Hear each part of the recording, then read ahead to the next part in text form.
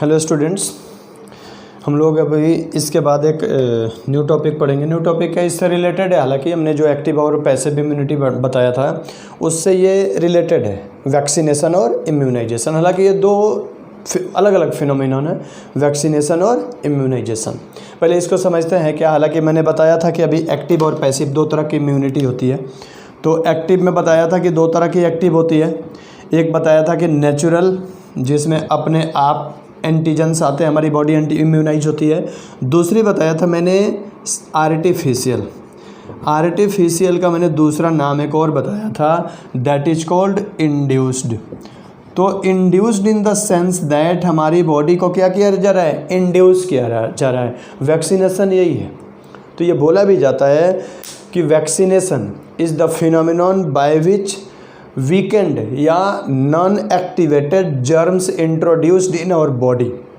This phenomenon is called vaccination. After vaccination, our body develop resistant against that weakened pathogens or that particular pathogens. This phenomenon is called immunization. वो phenomenon जिसमें हमने weakened या मतलब dead या killed pathogens को body में डाला, वो फिनोमिनन क्या थी, वैक्सीनेशन थी। वैक्सीनेशन के बाद हमारी बॉडी उसको रिकॉग्नाइज किया, हमारे हेल्पर सेल ने, किलर सेल ने, मेमोरी सेल ने या प्लाज्मा बी सेल ने, मेमोरी बी सेल ने रिकॉग्नाइज किया। और रिकॉग्नाइज करके उसके खिलाफ हमारी बॉडी में एंटीबॉडी बनाना शुरू कर दिया या हमारे बॉडी में उसके खिलाफ मेमोरी सेल बना के रख लिया। This phenomenon is called immunization. तो दो इवेंट हैं इसमें, एक वैक्सीनेशन और एक इम्यूनाइजेशन।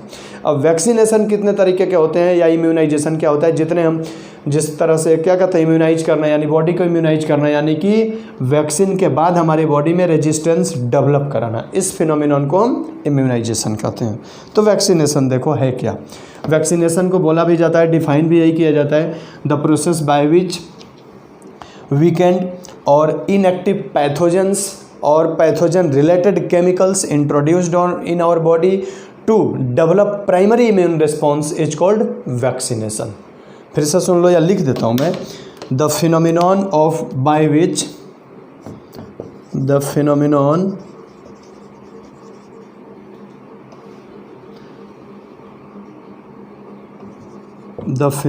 बाय विच वीकेंड लिख लो, वीकेंड और इनएक्टिव पैथोजेंस या इसी को क्या बोलेंगे हम, antigens introduced in our body, introduced in our body to develop primary immune response, to develop primary immune response, primary immune response is called vaccination. अब इसमें हम क्या करते हैं कि वीकेंड या इनएक्टिव पैथोजेंस या एंटीजन, ध्यान रहे एंटीजन में अब क्या क्या हो सकता है। ये या तो कोई पर्टिकुलर केमिकल हो सकता है, बैक्टीरिया के द्वारा बनाया जाने वाला प्रोटीन हो सकता है, बैक्टीरिया का डीएनए हो सकता है, वीकेंड और स्ट्रॉन्ग जर्म्स हो सकते हैं। इस आधार पर वैक्सीनेशन को 5 कैटेगरी में बांटा गया है। कौन कौन सी कैटेगरी है ये देखते हैं। तो ये वैक्सीनेशन का डिफिनीशन है। अब किस किस तरह के वैक्सीनेशन तैयार होते हैं या कौन कौन से वैक्सीन बनाए जाते हैं किस तरीके से, वो देखते हैं। एक फर्स्ट जो दे रखा है या होता है जो फर्स्ट, जिसको हम बोलते हैं attenuated whole agent and vaccine. First जो है वो है attenuated whole agent, complete agent, whole agent vaccine. अब इसमें देखो क्या करते हैं, इसमें क्या करते हैं कि पूरी पैथोजन को वीक बना देते हैं या इतना कमज़ोर बना देते हैं कि हमारी बॉडी में जाकर के कोई डिजीज कोज ना करे। इसमें पैथोजन को क्या कर देते हैं, वीक बनाता है, किल नहीं करते हैं। किल करने में और वीक बनाने में अंतर है। किल करने का मतलब पूरा डेड कर दिया, वो कुछ नहीं कर सकता। अब किल का मतलब कि हमारे बॉडी में रिस्पॉन्स जनरेट करेगा, वो कोशिश करेगा कि हम डिजीज कॉज करें, लेकिन डिजीज कॉज नहीं कर सकता। कुल मिला के बेहोश करके डाल देते हैं, बस बेहोशी में डाल देते हैं कि वो कुछ नहीं, होश में आ गया तब तो एक्टिव हो जाएगा, फिर तो मुश्किल कर देगा। तो उसको क्या करते हैं, हाँ, कुल मिला के बेहोशी में डाल देते हैं। होश नहीं रहेगा, उसको जिंदा जरूर रहेगा, मरेगा नहीं। तो इसमें क्या करते हैं, एंटीजन कंप्लीट, होल का मतलब ही कंप्लीट एंटीजन, इसको फर्स्ट जनरेशन वैक्सीन भी बोलते हैं। एंटीजन को क्या करते हैं हम, इनएक्टिव बनाते हैं, इनएक्टिव ना को वीक बनाते हैं, वीक बना देते हैं, इसको कमज़ोर बना देते हैं। होता नहीं है हाथ पैर तोड़ के बैठा दिया, भाई कुछ कर नहीं सकता, वही करते हैं इसमें भी। अब बैक्टीरिया का तो हाथ पैर है नहीं, इसको क्या करते हैं कि जैसे ऑटोक्लेविंग होती है, ऑटोक्लेविंग में इतना हीट कर दिया कि मर गया, इसको इस हद तक हीट करते हैं कि ये होश में ना आए, एक्टिव ना हो पाए। तो इसको क्या करते हैं, वीकेंड बना देते हैं, वीकेंड, और तब बॉडी में इंट्रोड्यूस करते हैं। तब क्या करेंगे, इंट्रोड्यूस्ड इन और बॉडी, इंट्रोड्यूस्ड इन और बॉडी, तब हमारी बॉडी में इसको क्या कर देते हैं, हम इंट्रोड्यूस कर देते हैं। तो उसको बोलते हैं एटेन्यूएटेड। इसका एग्जाम्पल है MMR, मीजल्स, मम्प्स और रूबेला वैक्सीन है। इसके अलावा ट्यूबरकुलोसिस का है, ट्यूबरकुलोसिस वैक्सीन। ये जो वैक्सीन होते हैं ये इसी तरह से बनाए जाते हैं, एटेन्यूएटेड होते हैं। MMR, मीजल्स, मम्प्स और रूबेला, MMR वैक्सीन बोलते हैं उसको। तो ये थे एटेन्यूएटेड, इसमें वीकेंड कर देते, मतलब वीक कर देते हैं, कमज़ोर कर देते हैं। और दूसरे में क्या करते हैं, कंप्लीट किल कर देते हैं, जिसको बोलते हैं इनएक्टिवेटेड। सेकंड जो है वो है इनएक्टिवेटेड होल एजेंट वैक्सीन। अब इसमें पैथोजेंस को किल कर देते हैं, पैथोजन को क्या करेंगे, किल कर देंगे, कंप्लीट ख़त्म कर देंगे उसको, ताकि ये बॉडी में जा कर के एक्टिव ना हो, क्योंकि ये खतरनाक होता है। पहले वाले में क्या था MMR में कि इनएक्टिव होने के बाद कमज़ोर हो गया, वो वीकेंड कर दिया तो कुछ नहीं कर सकता, ये वीकेंड रहेगा, एक्टिव हो सकता है ये बॉडी में जा कर के। इसलिए इस पैथोजेंस को क्या कर देते हैं हम, कंप्लीट इनएक्टिव कर देते हैं। जैसे टाइफाइड का हो गया, न्यूमोकोकस हो गए, टाइफाइड के बाद होपिंग कफ का हो गया, इस तरह के बैक्टीरिया को किल कर देते हैं, कंप्लीट किल करके फिर बॉडी में इंट्रोड्यूस कर देते हैं। पैथोजन को किल करते हैं फिर इंट्रोड्यूस कर देते हैं। तो इस तरह के वैक्सीन को हम क्या कहते हैं, इनएक्टिवेटेड होल एजेंट वैक्सीन बोलते हैं, कंप्लीट किल कर देते हैं। एग्जाम्पल याद रखिएगा इसका, टाइफाइड के अलावा अभी बताया था मैंने, होपिंग कफ, निमोनिया, इन सबों का हो गया। थर्ड जो होता है उसको बोलते हैं टॉक्सॉइड। टॉक्सॉइड में तो इसकी टॉक्सिन्स को निकालते हैं, जैसे इसमें टेटनस आएगा एग्जाम्पल, टॉक्सॉइड वैक्सीन। इसमें क्या करते हैं हम टॉक्सॉइड में कि टॉक्सिन एक्सट्रैक्ट कर देते हैं, ऑब्टेन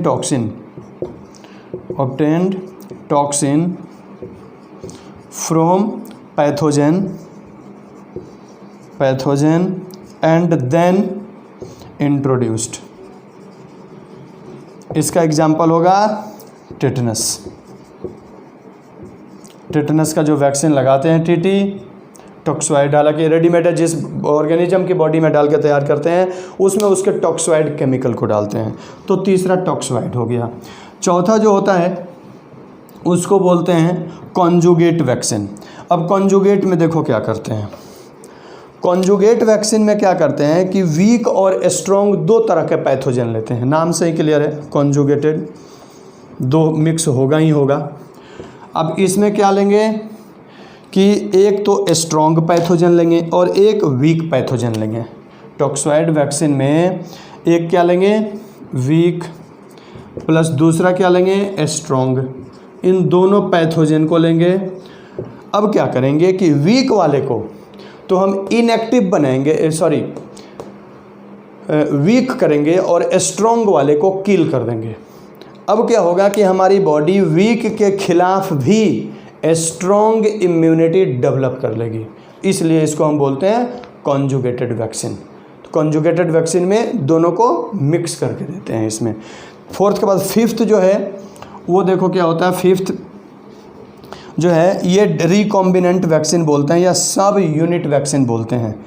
इसको क्या बोलेंगे? सब यूनिट या रिकॉम्बिनेंट वैक्सीन बोलते हैं,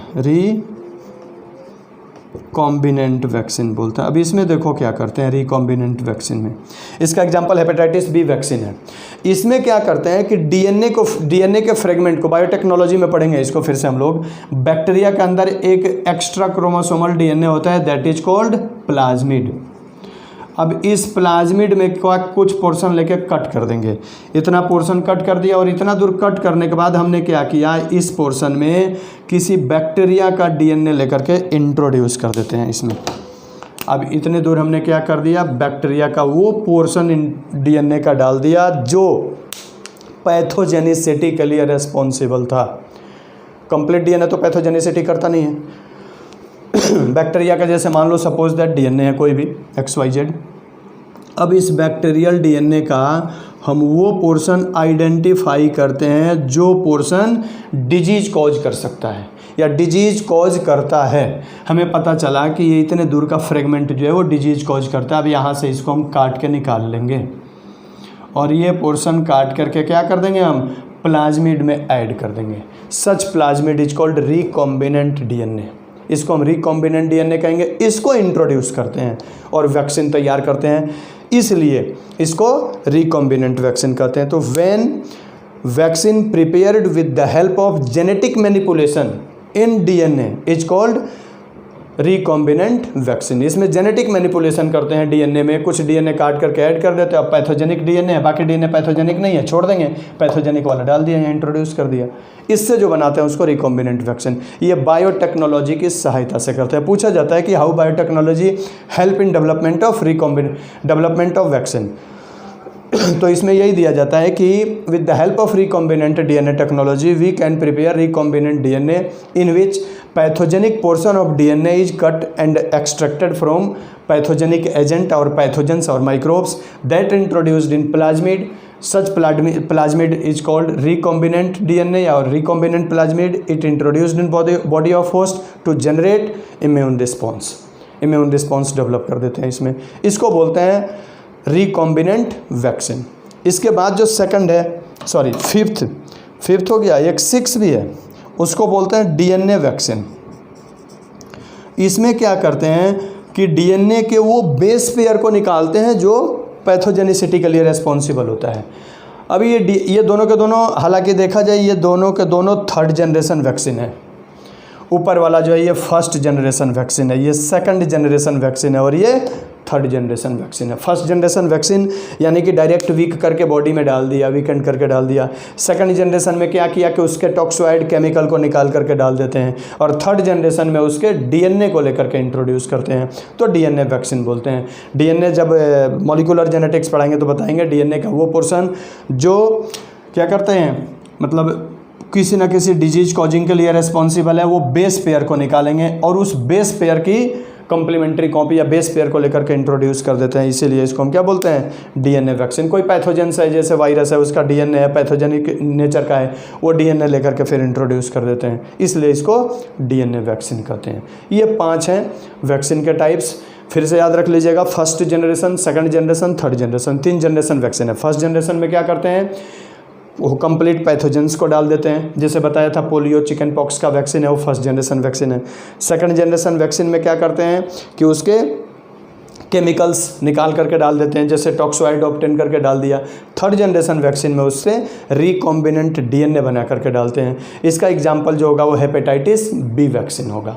तो ये 3 जनरेशन है वैक्सीन्स के या वैक्सीन्स के टाइप्स है। इससे ज़्यादा मत पढ़िएगा। इम्यूनाइजेशन इसी को कहते हैं। वैक्सीन के खिलाफ जब हमारी बॉडी में रेजिस्टेंस डेवलप होगी तो उस फिनोमिनन को हम इम्यूनाइजेशन कहते हैं। The resistance that developed after vaccination is called immunization. यानी बॉडी हमारी इम्यूनाइज हो गई, एबल हो गई, किसके लिए, फाइट करने के लिए, किससे, पर्टिकुलर डिजीज से जिसका वैक्सीनेशन किया गया है। तो ये यहाँ छोटा सा एक टॉपिक था वैक्सीनेशन। वैक्सीनेशन के बाद एक और छोटा सा टॉपिक है आपके बुक में दिया हुआ है, एलर्जी। तो आइए एलर्जी को भी देख लेते हैं। एलर्जी क्या है? एलर्जी को बहुत लोग कहते हैं, सुना भी होगा, अरे भाई मुझे डस्ट से एलर्जी है, मुझे धूप से एलर्जी है, मुझे भीड़ से एलर्जी है, मुझे मतलब किसी न किसी चीज़ से, कई लोगों को तो दूध, दही, घी, कई चीज़ों से होता है, तीनों से नहीं होगा, किसी न किसी एक से होगा। तो नेक्स्ट जो टॉपिक है वो है एलर्जी। अब देखो एलर्जी क्या है, इसको अनदर लैंग्वेज में हम बोलते हैं हाइपर सेंसिटिविटी। Hyper sensitivity. अब होता क्या है, बोला यह जाता है कि our body cells became more reactive against a particular chemical और particular substance. When these substance come in contact with our body cells, then our body shows hypersensitivity or abnormal reaction. Such condition is called allergy और hypersensitivity. हमारी body cells किसी न किसी particular substance के खिलाफ क्या हो जाती है, मोर रिएक्टिव हो जाती है। अगर वो सब्सटेंस हमारी बॉडी सेल के कांटेक्ट में आएगा तो हमारी बॉडी सेल क्या करेगी, एबनॉर्मल रिएक्शन शो करेगी, एबनॉर्मलिटी शो करेगी। क्या एबनॉर्मल रिएक्शन शो करेगी, तो हो सकता है उस स्थान पर रेड रेड रैशेज हो जाए, ब्लड सर्कुलेशन ज़्यादा होने लगे, हिस्टामिन सेरोटोनिन रिलीज होगा, वहाँ मास्ट सेल रिलीज करेगी, उसी का कारण होता है एलर्जी। अब वहाँ पे स्वेलिंग हो जाएगा, लाल हो जाएगा स्थान, रैशेज बन जाएंगे, गर्म हो जाएगा, पेनफुल होने लगेगा, ये एलर्जिक सिम्टम है। तो वो पार्टिकल जो एलर्जी कॉज करते हैं उसको हम क्या बोलते हैं, एलर्जेंस बोलते हैं। अब एलर्जेंस में क्या क्या हो सकते हैं, तो एलर्जेंस में हमारे सबसे मेन तो होते हैं डस्ट हो सकते हैं, डस्ट के अलावा पोलन ग्रेन्स हो सकते हैं, पोलन ग्रेन्स के अलावा अरे क्या कहते हैं उसको, एनिमल की स्किन जो निकल, डेंडर बोलते हैं, एनिमल डेंडर बोलते हैं उसको, एनिमल डेंडर हो सकते हैं। अब एनिमल डेंडर जैसे जो पेट एनिमल है, कैट हो गए, डॉग्स हो गए, तो ये देखना अभी नाखून से खुजली करते हैं स्किन में। जब खुजली करते हैं तो उनकी स्किन से छोटे छोटे माइक्रोस्कोपिक पार्टिकल्स निकलते हैं। वो स्किन के या तो टुकड़े होते हैं या छोटे छोटे हेयर्स होते हैं। अगर वो हेयर हमारे इनहेल हो गए तो हमारे में एलर्जिक सिम्टम कॉज कर देंगे। इसलिए पेट एनिमल को रखें, ठीक है, घर के अंदर ना रखें, अपने बेडरूम में ना आने दें, क्योंकि इनसे एनिमल डेंडर निकलते हैं। वो एनिमल डेंडर हमारे लिए सीवियर एलर्जी कॉज करते हैं। पेट एनिमल है, ठीक है, रिस्पेक्ट करें, उसको रखें, लेकिन बेडरूम में ना रखें। देखना अंग्रेज़ रखते थे तो उसके लिए घर के बाहर कनील बनवाते थे, घर के अंदर नहीं रखते थे। इंडियन ने उसको बेडरूम में ला दिया। लगे ठीक है, एनिमल है, वी लव एनिमल, लेकिन डेंडर से सावधान रहें। कैट्स में भी होता है, रोडेंट्स, चूहों में भी होता है, ये जितने होते हैं ना छोटे छोटे एनिमल्स, इनमें सब में होता है। हालांकि कैटल्स में भी होता है, लेकिन कैटल्स में कम होता है, वो हमारे घर के अंदर नहीं रहते हैं, बाहर रहते हैं, नहीं तो डेंडर तो उनसे भी निकलता है। तो ये एलर्जेंस होते हैं। अब एक बार जो एलर्जेंस आ गए हमारे बॉडी में तो ये क्या क्या सिम्टम कॉज करते हैं, तो कई बार सिम्टम्स पूछ देता है इसका। तो सिम्टम्स यही है, सबसे मेन जो सिम्टम्स होता है एलर्जी का वो होता है स्नीजिंग, छींकना शुरू हो जाएगा, वाटरी आइज़, आँख में पानी आना शुरू हो जाएगा, वाटरी आइज़, रनिंग नोज, नाक से कंटिन्यूअस पानी गिरना शुरू हो जाएगा, ब्रीदिंग प्रॉब्लम्स, ये तमाम चीज़ें जो होती है एलर्जी के सिम्टम्स हैं। इसको डायग्नोज करने का एक ही तरीका है, जब डायग्नोज करना होता है तो जिससे हमें एलर्जी, हालांकि ये कॉस्टली होता है, इसलिए हमारे मतलब ब्लड सेल को लेकर के, ब्लड को लेकर के उसमें अलग अलग तरह के एलर्जेंस डाले जाते हैं। तो जिसको डालने के बाद उसमें एबनॉर्मेलिटी रिएक्शन शो हो, वो समझो कि उसी से हमारे एलर्जी है या उसी से हमें एलर्जी है। तो एलर्जी में एलर्जी होता है, इसलिए बताया भी था अभी हमने कि हमारी जो एलर्जेंस जब आते हैं तो हमारी जो मास्ट सेल होती है वो मास्ट सेल सिक्रेट करती है हिस्टामिन और सीरोटोनिन। ये हिस्टामिन और सीरोटोनिन क्या करते हैं, हिस्टामिन हमारे बॉडी में वासोडाइलेटर का काम करते हैं। अब जिस स्थान पे एलर्जेंस आ गया, मान लो अब यहाँ हिस्टामिन रिलीज होगा तो यहाँ ब्लड का फ्लो ज़्यादा होने लगेगा। अब यह स्थान पूरा का पूरा क्या हो जाएगा, फूल जाएगा, गर्म हो जाएगा, लाल हो जाएगा, या रेड रेड रैसेज यहाँ बनना शुरू हो जाएगा। तो समझो कि ये रीजन क्या हो गया, एलर्जी हो गया, या इस रीजन में एलर्जी हो गया। अब वो पूरा का पूरा एलर्जेंस के कारण स्वेलिंग हो जाती है, वहाँ पे रेड रैसेज पड़ जाते हैं। इसका एक ही उपाय है ट्रीटमेंट में, एंटी हिस्टामिन या कुछ क्या कहते हैं एल्केलॉइड्स हो गए, एंटी हिस्टामिन मेनली ज़्यादातर देते हैं, या कुछ एल्केलॉइड्स हो गए या स्टेरॉइड हो गए, इनको देकर के एलर्जिक सिम्टम्स को रिड्यूस किया जाता है, मास्ट सेल की फंक्शनिंग को रिड्यूस किया जाता है, सप्रेस किया जाता है, नहीं तो ये बहुत ज़्यादा एलर्जिक रिएक्शंस को कर देंगे। एलर्जेंस जैसे कॉमन एलर्जिक रिएक्शन आपने सुना होगा, अस्थमा होता है, सबसे कॉमन एक एलर्जिक डिजीज है जिसको हम बोलते हैं अस्थमा। ब्रीदिंग प्रॉब्लम होती है, एलर्जिक है ये, कोई फिक्स नहीं है किस उम्र में हो जाए, बच्चों को भी हो जाता है, यंग को भी हो जाता है, एडल्ट में भी होता है, बूढ़ों में भी हो जाता है, हर तरह के। हे फीवर होता है, वो भी एलर्जिक सिम्टम्स में आता है। पैराफाइलेक्सिस आता है, वो भी एलर्जिक सिम्टम्स में आते हैं, कई सारे हैं। आप अस्थमा याद रखिएगा, ये मेन एलर्जी है। तो इसमें 2-3 चीज़ पूछा जाएगा बोर्ड में आपसे।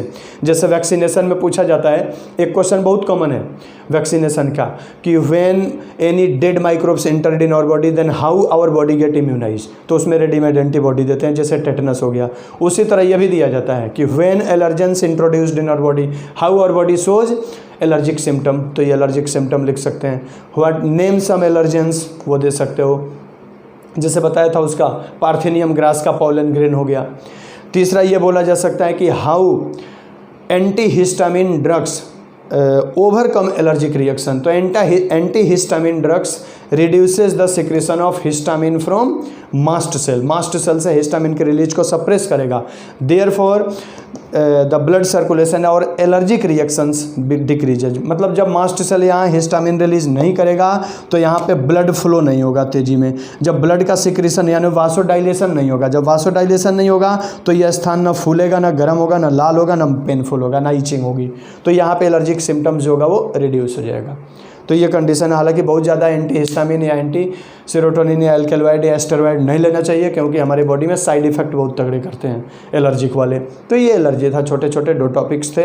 इसके बाद नेक्स्ट में 1-2 और टॉपिक्स हैं जिसमें ऑटो इम्यूनिटी है और हमारी बॉडी के कुछ इम्यून सिस्टम्स हैं, उसके बारे में डिस्कस करेंगे। ओके।